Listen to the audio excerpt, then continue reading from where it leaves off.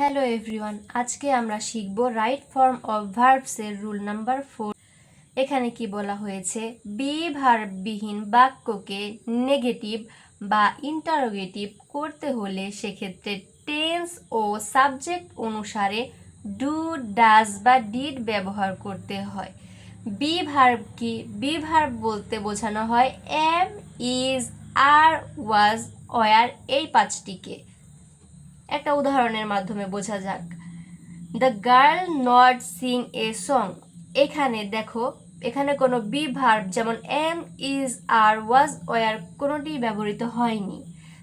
এবং এক্ষেত্রে তাহলে আমরা কি ব্যবহার করব?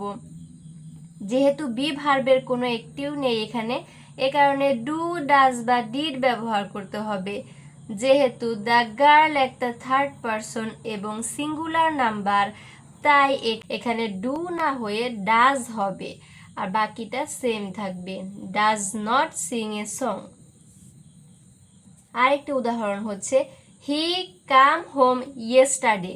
এই বাক্যকে আমরা প্রশ্নবোধক করব, কারণ এখানে প্রশ্নবোধক চিহ্নটা রয়েছে। এখন এখানে ডু, ডাজ, ডিডের কোনটা ব্যবহার করব সেটা কিভাবে বুঝবো?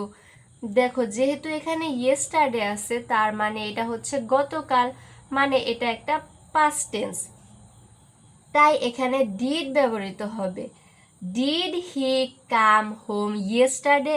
এখন তোমাদের মনে প্রশ্ন আসতে পারে যে এখানে কাম কেন হলো, কেম কেন হলো না পাস্ট টেন্স হওয়ার পরেও? খেয়াল করো, যেহেতু আমরা এখানে ডিড ব্যবহার করেছি, তাই ভার্বের প্রেজেন্ট ফর্মটাই ব্যবহৃত হবে, মানে ভার্বের যে বেস ফর্ম ওটাই ব্যবহৃত হবে, কারণ আমরা ডিড ব্যবহার করে ফেলেছি। কোনো বাক্যে যদি ডিড ব্যবহার করা হয় তবে সেক্ষেত্রে ভার্বের বেস ফর্মটাই ব্যবহৃত হয়। আরেকটি উদাহরণ হচ্ছে দে লাভ দ্য ফুড।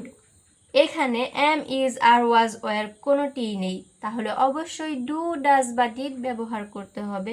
এখন আমরা কোনটা ব্যবহার করব?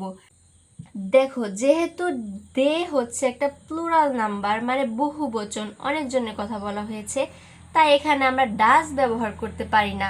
ডাজ তো ব্যবহৃত হয় থার্ড পারসন ও সিঙ্গুলার নাম্বারের ক্ষেত্রে, এবং ডিডও ব্যবহার করতে পারি না, কারণ এটা পাস্ট টেন্স নয়, প্রেজেন্ট টেন্স।